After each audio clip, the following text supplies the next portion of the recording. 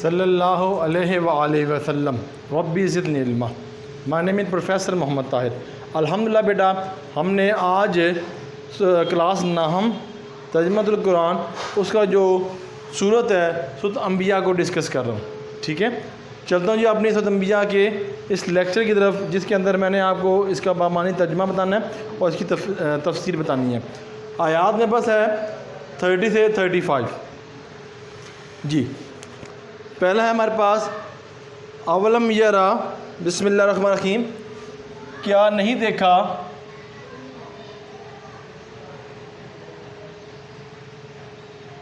ٹھیک ہے، الذین وہ لوگ، کافروا کفر کیا،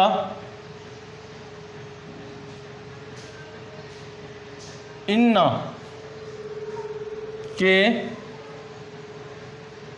السمائی آسمان، والارضی اور زمین، کانتا دونوں بند، دونوں تھے، رتقن بند، ففتقناہما پھر ہم دونوں کو کھول دیا، تو ان دونوں کو کھول دیا، واجعلنی اور بنایا، من الماء پانی سے، کل شیء ہر چیز کو، حیا زندہ، افلا یؤمنون کیا پس وہ ایمان نہ لائے۔ ٹھیک ہے جی، یہ ہمارے پاس پہلی آیات مکمل ہوگی۔ اس کی تفصیل بتا دیں بیٹا جی آپ کو، پھر فردر آگے ہم موو کریں گے۔ اب یہاں پر ہمارے پاس کیا ہے کہ رب العزت نے فرمایا کہ جب آسمان اور زمین کیا تھے، بند تھے، یعنی کہ اللہ رب العزت نے اس میں پہلے توحید کے بارے میں اگر میں بتا دوں آپ کو، توحید کو بڑا پیش نظر رکھا رب العزت نے کہ دیکھیں جس طرح آسمان اور زمین کی تخلیق میں اگر ہم دیکھا جائے تو اس کی تخلیق میں ہمیں کوئی ایسا شریک نظر نہیں آتا رب العزت کا، تو اس کی عبادت میں شریک کیسے کوئی کیسے شریک ہو سکتا ہے، ٹھیک ہے۔ اس طرح ہمیں رب العزت کی ربوبیت پہ بھی ہمیں یقین ملتا ہے کہ جو اپنے مقررہ وقت پر سورج چاند ستارے نکلتے ہیں، غروب طلوع ہوتے ہیں، تو یہ سب چیزیں رب العزت کی جو وحدانیت ہے اور رب العزت کی واحد ہونے کی یہ دلائل ہے بیٹا جی۔ اچھا، اس کے علاوہ ہمیں یہ بھی بات اس میں ملتی ہے کہ اللہ رب العزت نے اس میں کیا کہا کہ میں نے آسمان اور زمین دونوں کو بند کر دیا۔ اب بند کر دینے کا مطلب کیا ہے کہ جو آسمان ہے وہ بند تھے، اس کا مطلب یہ ہے کہ آسمان سے جو تھے وہ بارش نہیں ہوا کرتی تھی، اور زمین بند ہونے کا مطلب کیا ہے کہ زمین میں نباتات، پودے، یہ چیزیں اگا نہیں کرتی تھی، اس کا مطلب یہ ہے۔ تو اگر ایک واقعہ کی میں یہاں پہ کوٹ کر دوں، حضرت عبداللہ بن عمر رضی اللہ تعالیٰ عنہ کے بعد ایک شخص آیا، اس نے کہا کہ میں نے آپ سے ایک کوشچن کرنا ہے۔ وہ کوشچن تھا کہ آسمان اور زمین کے بارے میں کوشچن تھا، تو عبداللہ بن عمر رضی اللہ تعالیٰ نے فرمایا کہ یہ کوشچن مجھ سے نہیں، یہ عبداللہ بن عباس رضی اللہ تعالیٰ عنہ کے پاس جاؤ، ان سے یہ سوال کرو، وہ آپ کو جو جواب دیں گے وہ مجھے بتا دینا، ٹھیک ہو گیا۔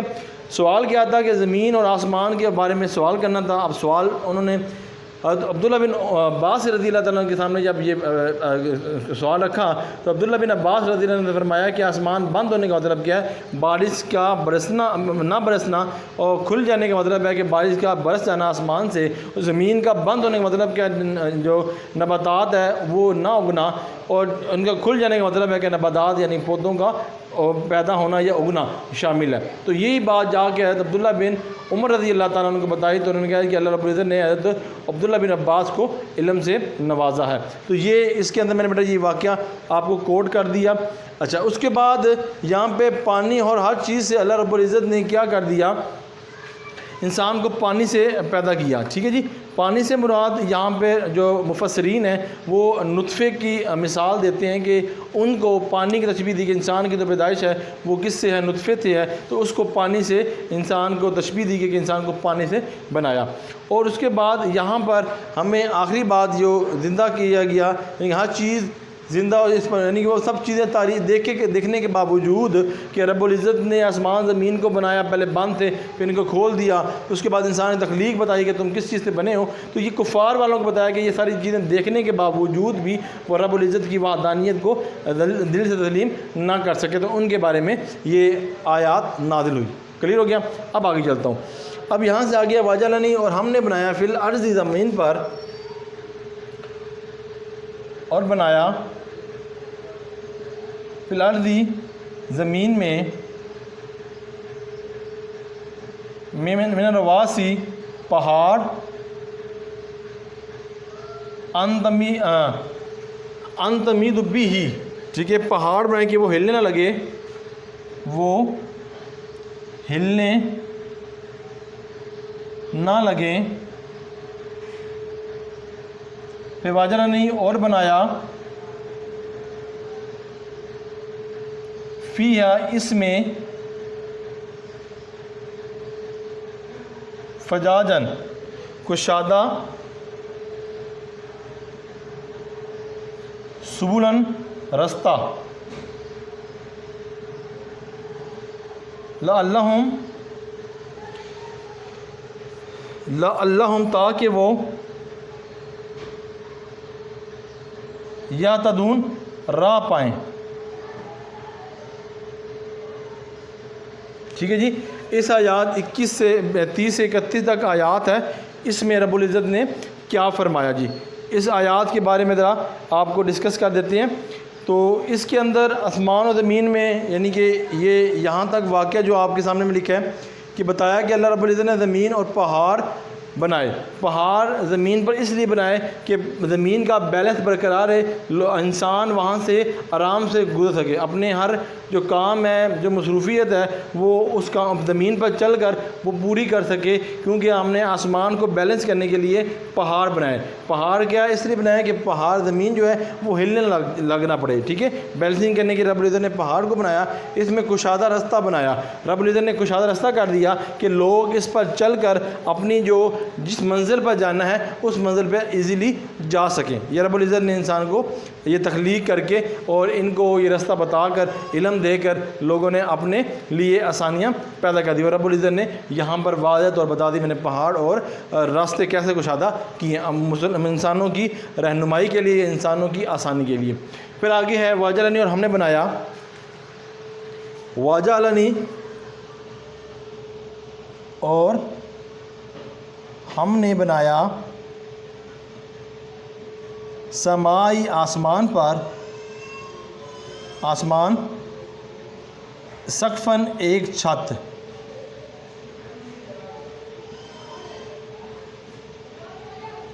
اس کے بعد کہ محفوظاً، محفوظ، فہم، ٹھیک ہے جی، اور وہ من ان سے، آیاتی، ہاں، نشانیوں میں، اور نشانیاں، مورزون، منہ موڑے ہوئے ہیں۔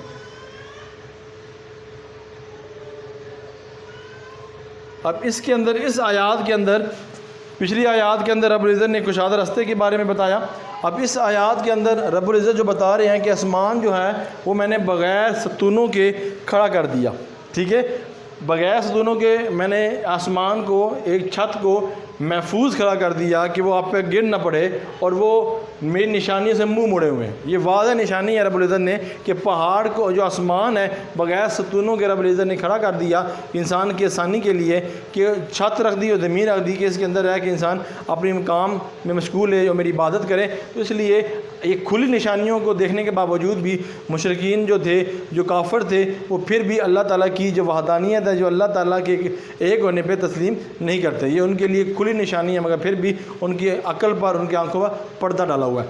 اب آگے ہم جاتے ہیں، الذی، اور وہ جو اور وہ جس میں ہوا الذی جس میں خلق پیدا کیا یا پیدا فرمایا لیلا رات کو والنہارا دن والشمس سورج والقمر چاند کلی سب فی فلکی دائرہ یسبحون ایک مدار میں۔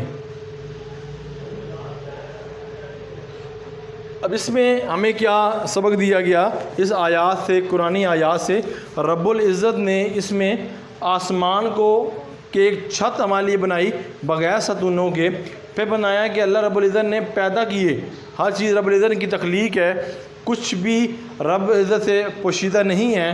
تو اللہ رب العزت نے رات بھی بنائی، دن بھی بنایا، سورج بھی اور چاند بھی۔ رات بنائی انسان کے سونے کے لیے کہ وہ دن میں کام کاج کرے، رات کو آرام کرے اور اللہ کا وہ شکر ادا کرے، اور دن میں سورج کی روشنی کے ذریعے انسان روشنی میں کام کرے اور اپنی مشقت کرے، محنت کر کے اپنے گھر والوں کو کھلائے اور رب کا شکر ادا کرے۔ اس لیے رب العزت نے دن بنایا۔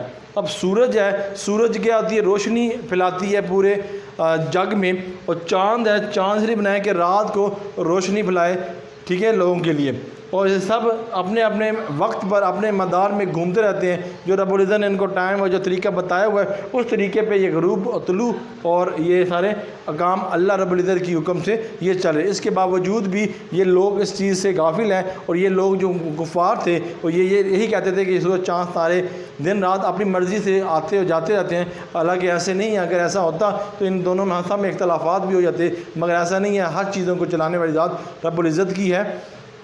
اب اس کے اندر نیکسٹ جو ہمارے پاس ہے اس کی طرف ڈسکس کر لیتا ہوں، یہاں تک کروں گا، پھر آگے کچھ ایک دو جو ورڈ ہیں وہ میں نے قرآنی آیات ہیں، لفظ ہیں، وہ میں نے لکھی نہیں، اسپیس نہ ہونے کی وجہ سے، وہ میں جسٹ پڑھ کے اور آگے تفصیل اس کو بتا دوں گا۔ اب یہاں سے ہم آگے موو کرتے ہیں۔ وَجَعَلْنِي وَمَا جَعَلْنَا، اور ہم نے بنایا بشرا کسی بشر سے، اور ہم نے بنایا لبشرا کسی بشر، اور ہم نے نہیں دی، معذرت ہم نے نہیں دی کسی بشر کو یا انسان کو من قبلی تم سے پہلے،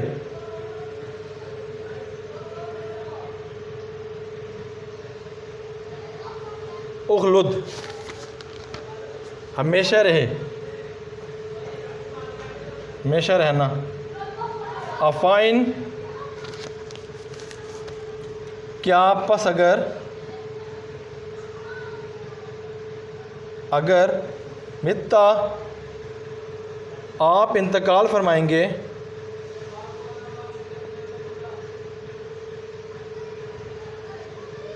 فاہم تو وہ ہمیشہ رہیں گے۔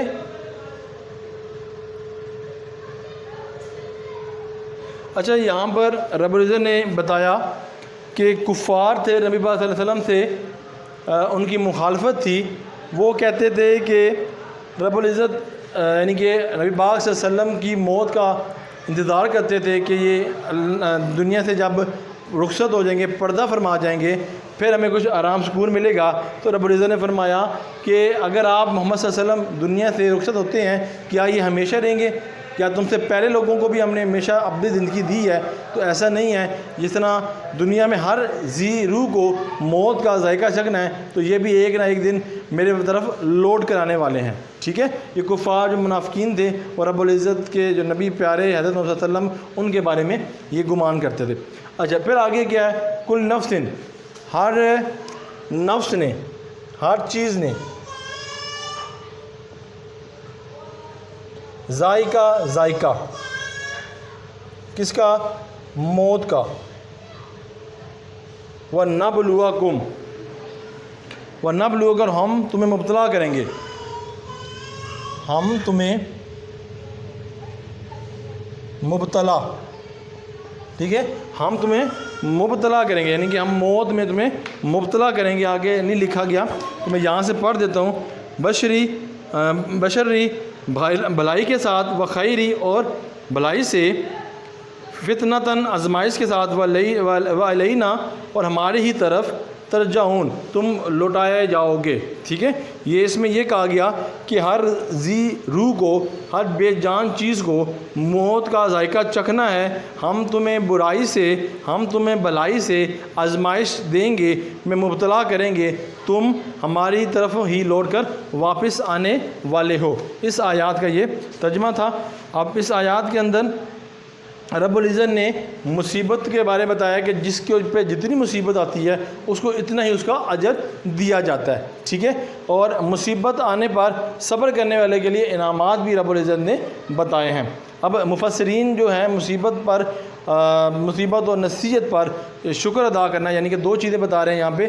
مصیبت آئے اس پہ صبر کرنا، اور جب نعمت ملنا تو اس کا شکر ادا کرنا. انسان دو طریقے سے اللہ کا شکر ادا کر سکتا ہے. ایک، جب ہم کسی انسان کا شکر، یعنی کہ کوئی انسان ہم پہ اچھا کام کرتا ہے، یعنی کہ ہمارے لیے بہتری کرتا ہے، تو ہم اس کو تھینک یو کہتے ہیں، اس کی جگہ پہ ہم اس کو کیا جزاک اللہ، تو ہمیں اس کا بھی فائدہ ملے گا. جب اللہ کا کوئی نعمت، اللہ پاک ہمیں ہر چیز نعمت سے نوازا ہے، جب اللہ کی نعمت کا استعمال کریں تو الحمدللہ کہا کریں، جنت میں ایک درخت لگایا کریں. ٹھیک ہے جی. اب یہاں پر ہمارے پاس یہ ہے کیس کہ جو ہے مصیبت میں صبر اور نصیحت پر، یعنی کہ جو ہمیں نعمت ملے اس پر شکر ادا کرنے پہ 4 حدیثیں ہیں جی. مختلف 4 حدیثیں ہیں، ذرا اس کو اچھی طرح دے لیجیے گا، اس کو کوٹ بھی کر لیجیے گا.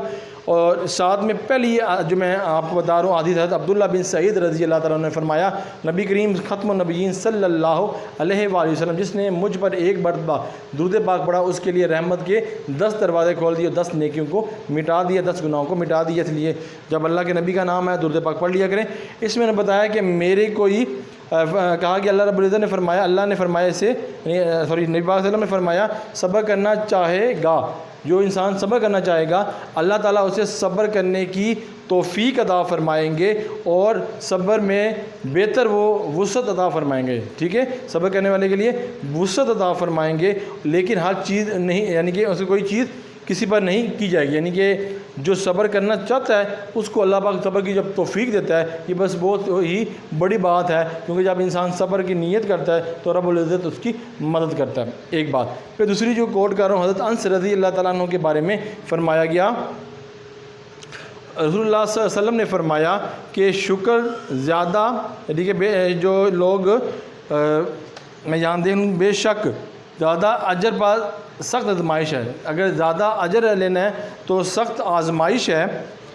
اور اس کے بعد اللہ تعالیٰ جب کسی قوم پر یا کسی قوم سے محبت کرتا ہے تو رب العزت انہیں آزمائش میں مبتلا کر دیتا ہے. ٹھیک ہے. پھر حضرت عبداللہ بن عباس رضی اللہ تعالیٰ عنہ، جس میں پہلے ان کی میں نے مثال کوٹ کی، اب یہاں پہ بھی واقعہ کوٹ کر رہا ہوں. انہوں نے جو بتایا، رب العزت نبی پاک صلی اللہ علیہ وسلم نے فرمایا، جسے 4 چیزیں عطا کی جائیں اسے دنیا اور آخرت کی بھلائی ہے. 4 چیزیں سن لیجئے گا. حضرت عبداللہ بن عباس رضی اللہ تعالیٰ فرماتے ہیں، نبی پاک صلی اللہ علیہ وسلم نے فرمایا، زبان مصطفیٰ سے یہ ادا ہوا کہ جس کے پاس 4 نعمت دنیا اور آخرت میں کامیاب ہے. پہلی چیز ہے شکر کرنے والا دل، اللہ کا شکر کرنے والا دل. اس کے بعد اللہ تعالیٰ کا ذکر کرنے والی زبان. پھر مصیبت میں صبر کرنے والا بدن، جسم. پھر آخری ہے جس کے مال اور عزت، ٹھیک ہے، جس کی مال عزت میں خیانت کرنے والی عورت. ٹھیک ہے، یعنی کہ اس طرح جو بیوی ہے اس کے بارے میں بھی بتایا، یہ 4 چیزیں مل جائیں تو انسان دنیا آخر میں کامیاب ہو جاتا ہے. آخری ہے حضرت حسن بصری رضی اللہ عنہ فرماتے ہیں کہ نبی پاک صلی اللہ علیہ وسلم نے فرمایا، مجھے یہ بات پہنچی، جب میرے پاس یہ بات پہنچی کہ جب اللہ تعالیٰ کسی قوم کو نعمت عطا کرتا ہے تو اللہ تعالیٰ شکر کا مطالبہ فرماتا ہے. اللہ فرماتا ہے، جب میں نعمت دیتا ہوں تو مجھ پر شکر ادا کرو. اگر انسان شکر ادا نہیں کرے گا تو اللہ اس پہ قدرت رکھتا ہے کہ وہ اس سے وہ چیز واپس لے لے اور اس کو اس نعمت کے بدلے اس کو عذاب میں تبدیل کر دے. یہ آیات اور یہ پوری جتنی بھی آیات میں نے 30 سے 35 آیات خود انبیاء کی آپ کے سامنے جو ڈسکس کی، بامعنی ترجمہ کی اور تشریح کی. امید ہے میرے بیٹے آپ کو سمجھ آئی ہوگی. اسی طرح آپ جو سمجھ آئے اس کو کمنٹس کیجیے گا، ہمیں موٹیویٹ ہوں گے تو اس سے بہتر ویڈیو بنانے کی کوشش کریں گے. ہمیں اجازت دیجیے. اللہ تعالیٰ ہم سب کا حامی و ناصر. اللہ حافظ.